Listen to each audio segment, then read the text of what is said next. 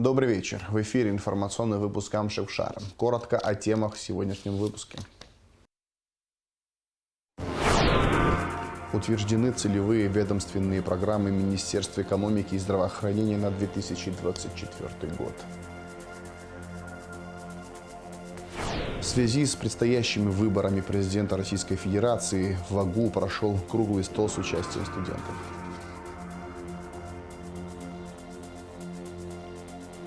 Научно-исследовательскому институту сельского хозяйства Академии наук Абхазии в этом году исполняется 30 лет.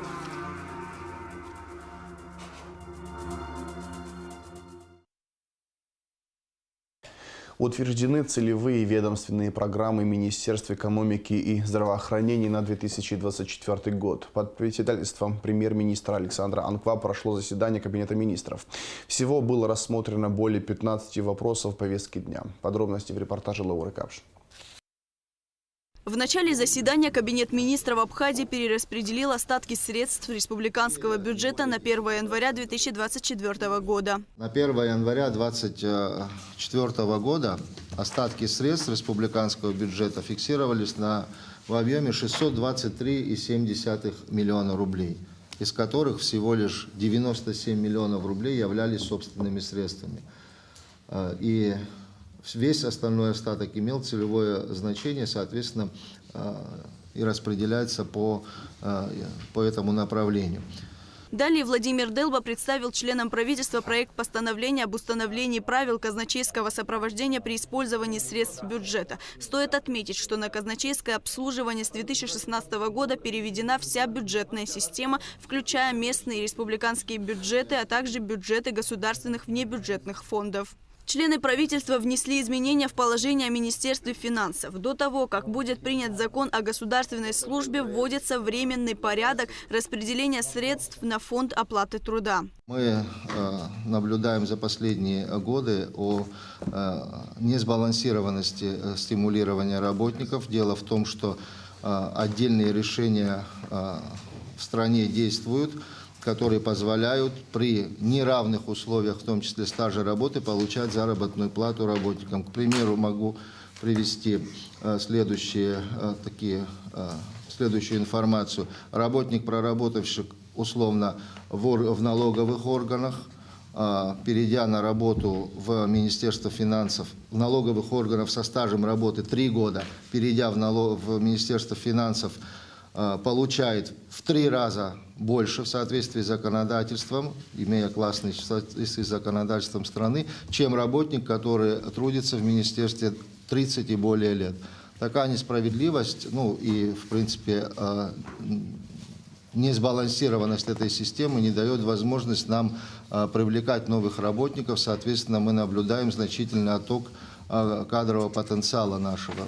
Правительство утвердило ведомственную краткосрочную целевую программу Минэкономики «Поддержка малого и среднего предпринимательства» на 2024 год. Программой предусмотрены ассигнования на 100 миллионов рублей. Государственная поддержка направляется на такие отрасли, как туризм, легкая пищевая промышленность, ремесленничество и народный промысел, общественное питание. Кабмин также принял постановление о государственном регулировании цен на алкогольную продукцию с содержанием этилового спирта от 10% объема и выше, поставляемую на экспорт. Для производителей, которые экспортируют менее 3 миллионов бутылок в год, будет применяться норма рентабельности 20%. Для тех, кто экспортирует больше, 25%. В 2023 году было принято изменение в законодательство, связанное с акцизами, и виноматериал, который ввозится для производства вина, соответственно, попадает под категорию налогообложения.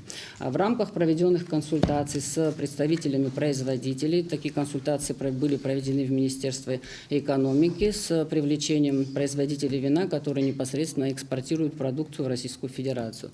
И по результатам этих встреч была достигнута договоренность и согласие о том, что необходимо использовать данную норму законодательства и непосредственно на алкогольную продукцию, которая экспортируется, использовать нормы госрегулирования. В данном случае мы не определяем предельный нижний уровень цены, мы только применяем норму рентабельности. Затем Кабинет министров утвердил ведомственные целевые программы Минздрава на 2024 год. На лечение граждан за пределами и на территории Республики Абхазия из средств республиканского бюджета выделяется 150 миллионов рублей, в том числе на процедуру экстракорпорального оплодотворения пациентов, нуждающихся в данной медицинской помощи. На приобретение лекарственных препаратов и медицинских изделий для обеспечения государственных медицинских учреждений в этом году будет направлено 190 миллионов рублей. На развитие и совершенствование организации заместительной почечной терапии будет направлено 50 миллионов рублей. В рамках целевой программы помощь получат до 80 человек с почечной недостаточностью.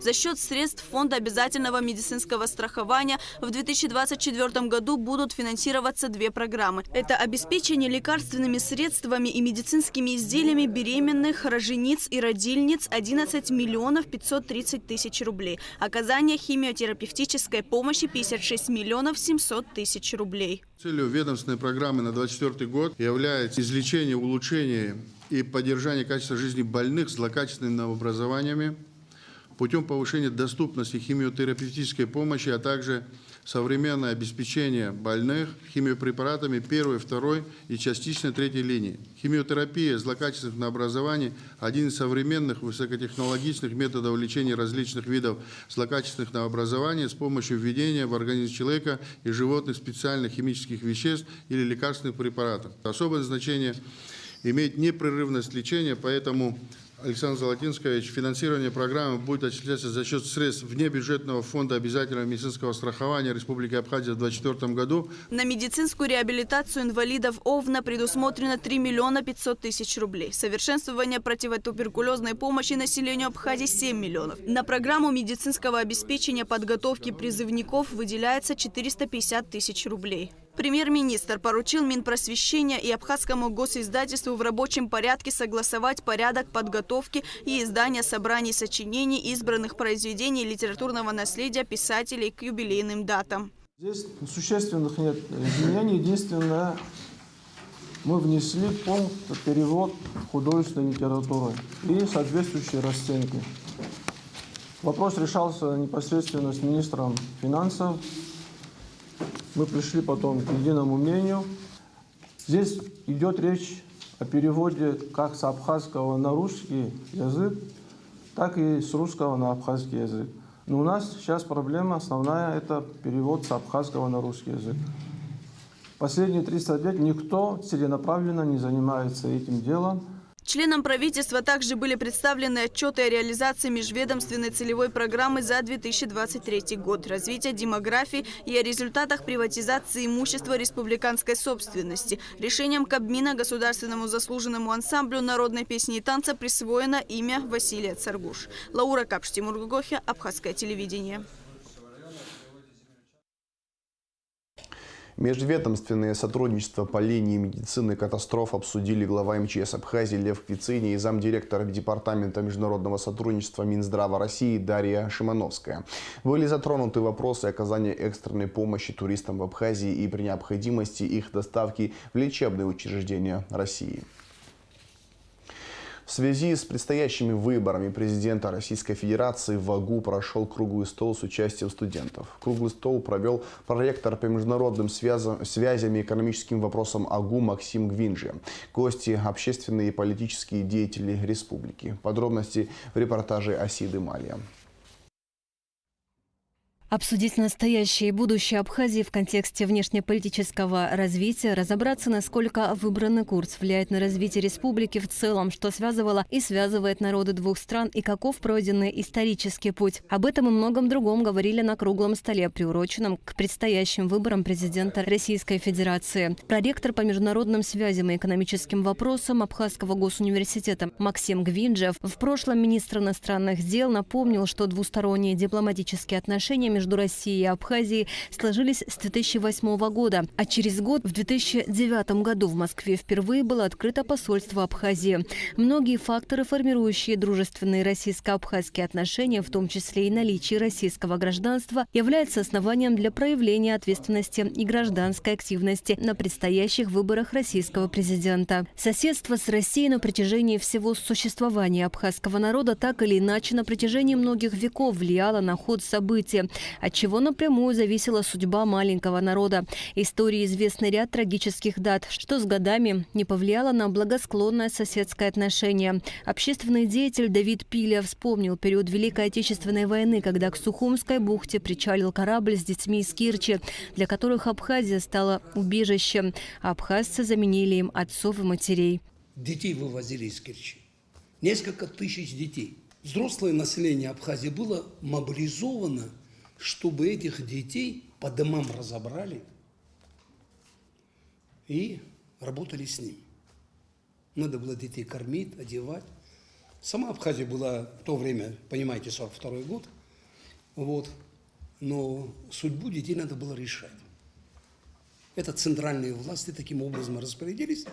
И мой отец в 1942 году с этого корабля забрал ребенка. На шее у нее висел трафарет, где было написано «Аня, 5 лет». И больше ничего не написано. К тому времени у матери было уже 5 детей. И говорит маме: это чужой ребенок, но мы за нее ответственны гораздо больше, чем свои собственные дети. В 1959 году, это уже после войны, мы получаем телеграмму, пишет женщина, что мне удалось установить, Аня, которому было 5 лет на тот момент, находится в вашем доме. Я бы была бы счастлива не ошибиться. Могу ли я выехать к вам? А телеграмма пришла из Новосибирска. И вот в 1959 году к ней приехала мама. Давид Пилия также добавил, что русские преподаватели, которые жили и работали в Абхазии в разное время, внесли весомый вклад в развитие образования. Доцент Абхазского госуниверситета Александр Страничкин рассказал, как в период своей дипломатической деятельности стал свидетелем активного развития внешнеполитических взаимоотношений между Абхазией и Россией. Он уточнил, что в общей сложности за эти годы подписано более 200 соглашений. Россия, конечно, на разных этапах была разной. Была ельцинская Россия, но с момента избрания Владимира Владимировича Путина президентом Российской Федерации отношение к Абхазии резко изменилось, потому что на этот момент были, в процессе его работы отменены санкции, которые действовали против Абхазии. Еще в 2002 году было принято решение о предоставлении, то есть гражданства Российской Федерации, нашей республики, и там было проведено такое мероприятие, массовое принятие в гражданство. И один из моментов это было решение в 2002 году пенсионного обеспечения граждан Российской Федерации, проживающих в Абхазии. Экономическая помощь, она была еще до признания. Александр Страничкин отметил, что политический вектор Владимира Путина позволил дать толчок в развитии Абхазии. Финансирование в рамках социально-экономического развития позволило восстановить ряд значимых объектов. Председатель Коммунистической партии Абхазии Бакур Бебе рассказал студентам о нынешней роли и преимуществах коммунизма, отметив особое внимание вопросам сохранения и развития традиций культуры коренных малочисленных народов. Основа коммунизма – это социальная справедливость. Социальную справедливость в Абхазии было до коммунизма, конечно, трудно добиться. Когда пришли коммунисты, создались и рабочие места, и в 6-часовой день, рабочий день, и много прав гражданских было затронуто. Студенты, в свою очередь, поделились собственным видением абхазо-российских отношений, которые, на их взгляд, также положительно влияют на сферу образования. Студенты считают, что наличие сильного партнера гарантирует безопасное и поступательное развитие. Однако необходимо надеяться на собственные силы и развивать прочную научную среду. Физмате учусь. Также я прохожу практику СФТИ у человека, который напрямую связан с ядерной физикой. Рудскоев Леонид Бекович. Он лично приехал с России, человек, который занимался радиацией в Чернобыле и в других крупных радиоактивных объектах. Почему он приехал, зачем он это делает, как нам понять его лучше, потому что то, что он знает, ему 75 лет, человек имеет огромный опыт в этой сфере, и он говорит, что здесь есть потенциал к развитию. То есть он приехал в страну, где он видит потенциал к развитию его направлений. Он считает это нужным. И у нас есть Геласурис, база СВТИ, которая до сих пор ведет разработки данных, которые в мире никто не знает. Будущее Абхазии заключается в уникальных знаниях, навыках, которые в мире нигде нельзя получить. Мы должны сами понять, что наша сила в нас самих. И уникальные знания дают силу. Касаемо выборов, студенты озвучили намерение проявить гражданскую активность и проголосовать на выборах, которые состоятся 17 марта. В Абхазии будет открыто 30 избирательных участков. Асида Малия, Эльдар Дамиров, Абхазское телевидение. Ушла из жизни ветеран Великой Отечественной войны Мария Глускер. Ей был 101 год. Мария Захаровна попала на фронт в 1941 году в возрасте 18 лет. Награждена медалью за боевые заслуги, орденами Великой Отечественной войны 2-й степени и Красной Звезды, медалью за работу в подполье и участие в партизанском отряде. В нашем архиве есть репортаж, подготовленный в 2020 году, где Мария Глускер рассказывает о войне, о том, как судьба свела ее с Абхазией. Внимание! Говорит Москва. Заявление советского правительства.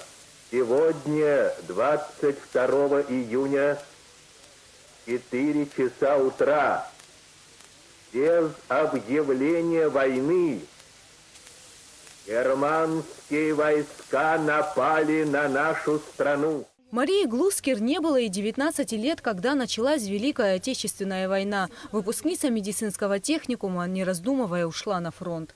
Мне было еще не полных 19 лет. Нам дали аттестаты, распределение, все, и тут война. И в здании, где я вот училась, открылся госпиталь. И тут же начали поступать раненые. И как фронт приближался близко, это быстро. Раненых увозили в тыл, а нас всех в армию взяли. 5-я армия, 9-й батальон, 18-я восстановительная рота. Это была та рота, которая при отступлении уходит последней, взрывает мосты и железные дороги, а после наступления первой восстанавливает объекты. Мария Захаровна вспоминает, что в 1941 году им все время приходилось отступать, и так они попали в окружение в районе Полтавы и Харькова. Там был ад настоящий. Ну что я вам скажу? Какая-то у меня была патология. У меня страха не было. Или я не понимала ситуации. Но у меня страха не было. И вот из этого ада пришлось группами выходить. И я тоже из группы солдат вышла из этого окружения. После этих событий Мария Захаровна вернулась домой вместе с двоюродным братом, вернувшимся из плена, работала в подполье. Я ничего не подозревала даже, что я уже у подполья работаю. Он только мне: Марийка, нужно организовать сегодня вечер. Знаете, как это у деревни? Там в одном доме сегодня вечер, в субботу на следующий день в другом доме. Не было же клуба, немцы были. И вот я это организовывала. Ой, я говорю: Петя, мне уже это надоело. Не надо. Марийка, ты понимаешь, надо. Ну, надо так надо. Когда группу Марии Захаровны раскрыли, начались аресты. Ветеран вспоминает, как тогда потеряла родных ей людей и как чудом удалось спастись. Расстреляли мою двоюродную сестру. Расстреляли подругу немцы. И в один прекрасный день, это был апрель месяц 1943 года, брат мой и говорит: Марийка, Ты знаешь, что завтра за тобой придут, возьмут к тебе партизанский отряд, уже в действующий, потому что тебе оставаться нельзя. Говорит, завтра придут в 6 часов вечера. Ну, я подготовилась, уже все. Но там надо было по дому, на огород пойти. Прихожу я в 4 часа дня с ведрами воды. Сидят 3 полицая. 3 полицая. 4 часа дня. С автоматами. Захожу. Вы Жудра Мария? Да. Вы комсомолка? Да. Вы медсестра? Да. Вы в армии были? Да. Одевайтесь. Тут начали, знаете, ну, отец там. У меня матери не было, мачеха была. Тоже. Нет, взяли меня. А наш дом был около самого леса. Взяли меня под руки и увели. Ну, там зашли в лес, немножко увидела своих всех ребят. Вот так я попала в партизанский отряд. Это в 4 часа дня. А в 6 часов вечера гестапо окружило наш дом.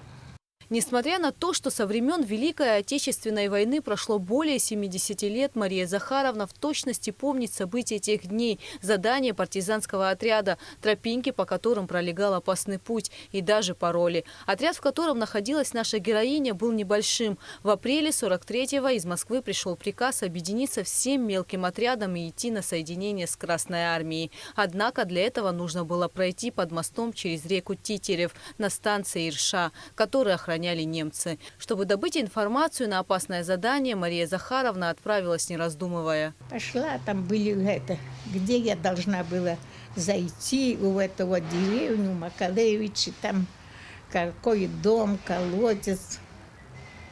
Пароль был.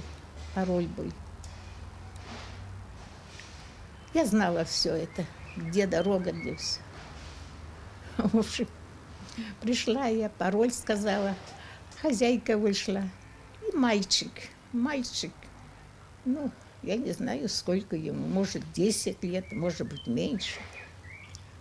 Меня отвел через эту станцию Иршу, через пути,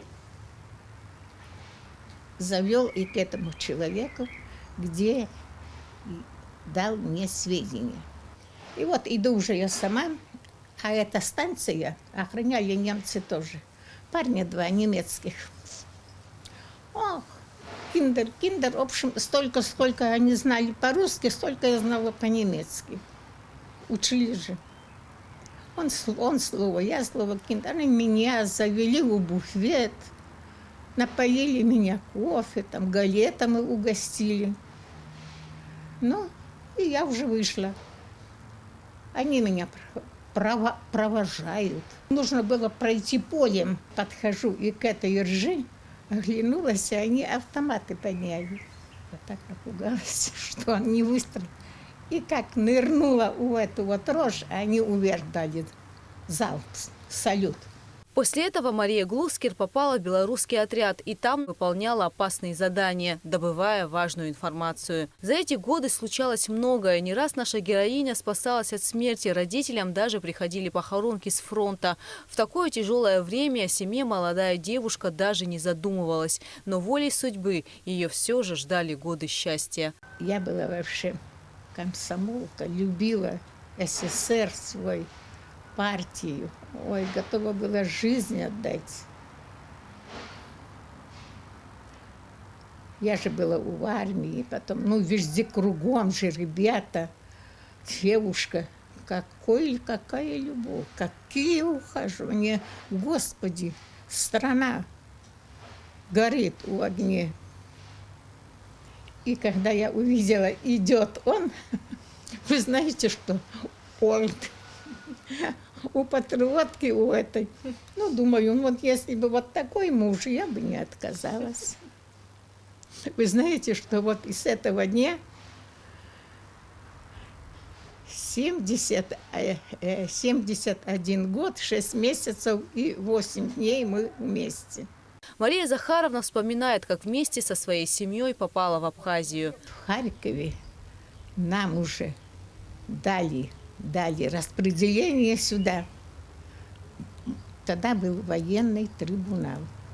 Муж мой был секретарь военного трибунала здесь. Вот так мы попали сюда.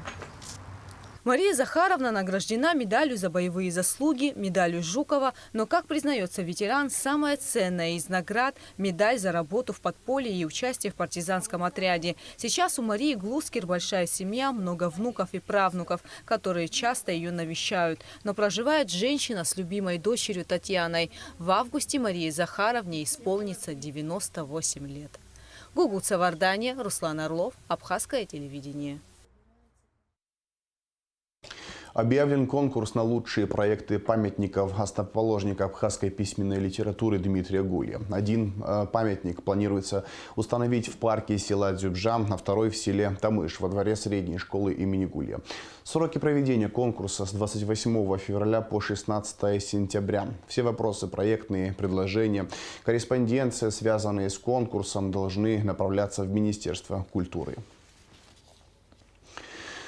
16 отделов, в том числе комплексные лаборатории, 6 экспериментальных хозяйств и участков научно-исследовательскому институту сельского хозяйства Академии наук Абхазии в этом году исполняется 30 лет. Здесь занимаются не только выращиванием различных сельхозкультур, но и селекционной работой. О сегодняшнем дне института, его целях и задачах в материале Али Китрапш.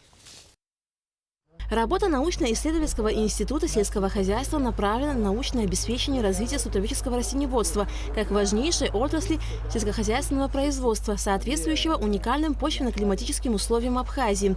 Здесь выращивают ягодные, косточковые, плодовые, субтропические, цитрусовые и декоративные культуры растений. В последнее время не всегда для выращивания посадочного материала вышеперечисленных культур весенние метеоусловия не благоприятствуют.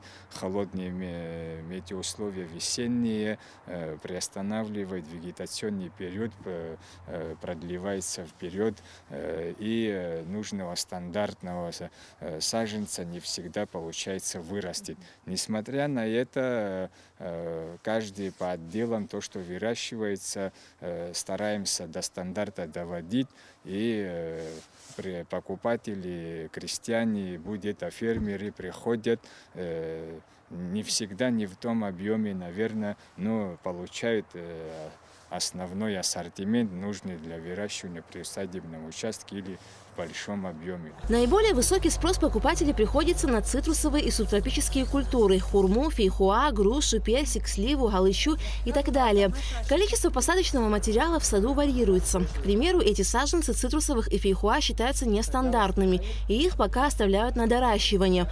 В прошлом году количество посадочного материала увеличили до 30 тысяч. Практически на каждый вид 2-3 тысячи саженцев. Иногда случается, что кое-какие сорта или виды саженцев выпадают, хотя спрос покупателей есть.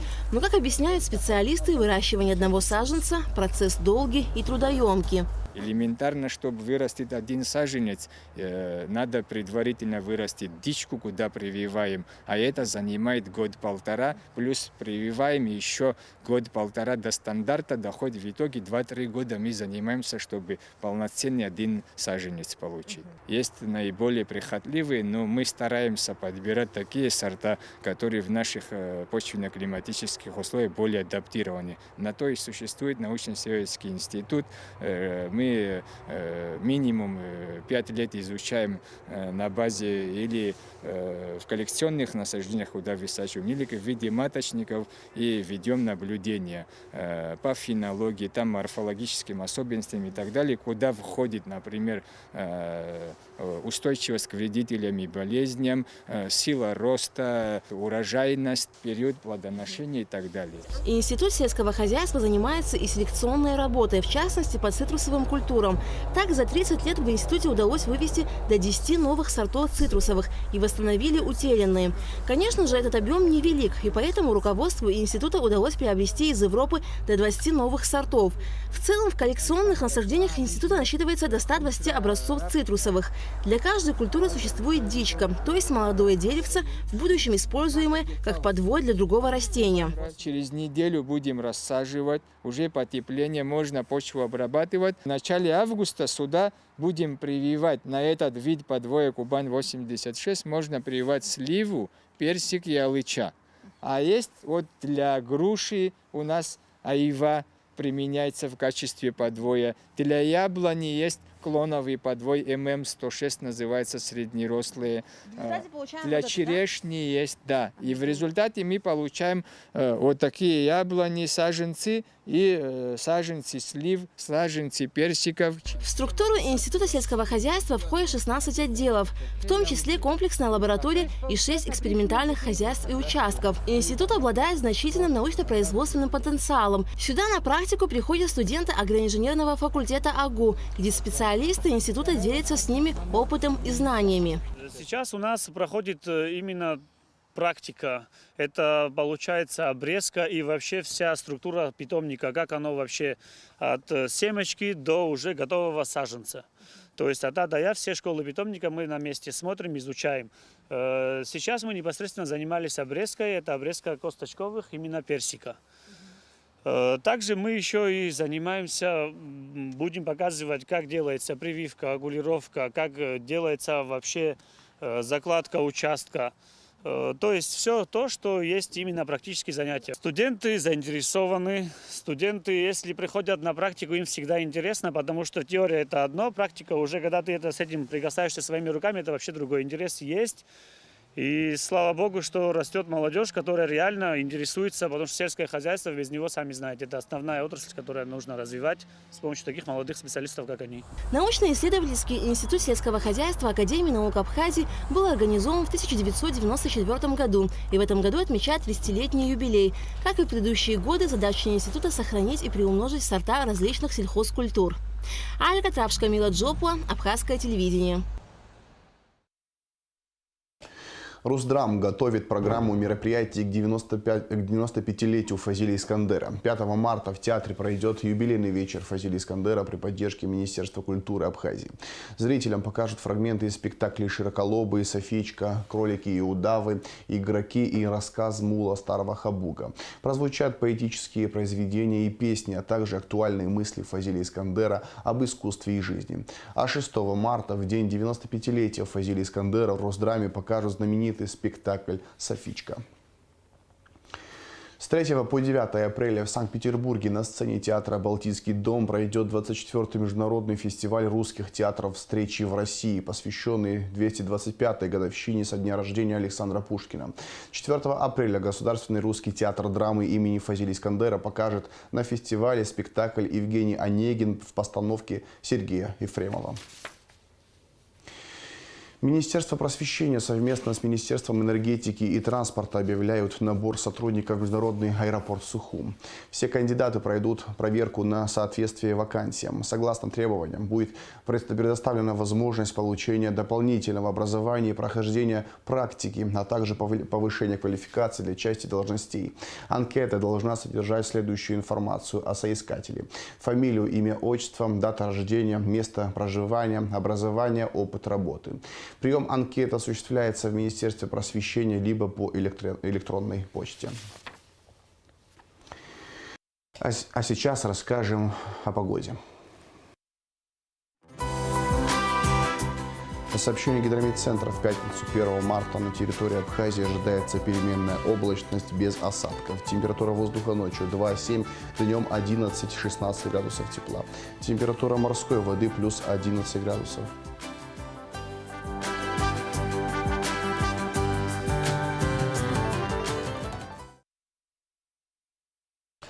На этом информационный выпуск Камшикшара подошел к концу. Всего хорошего. До свидания.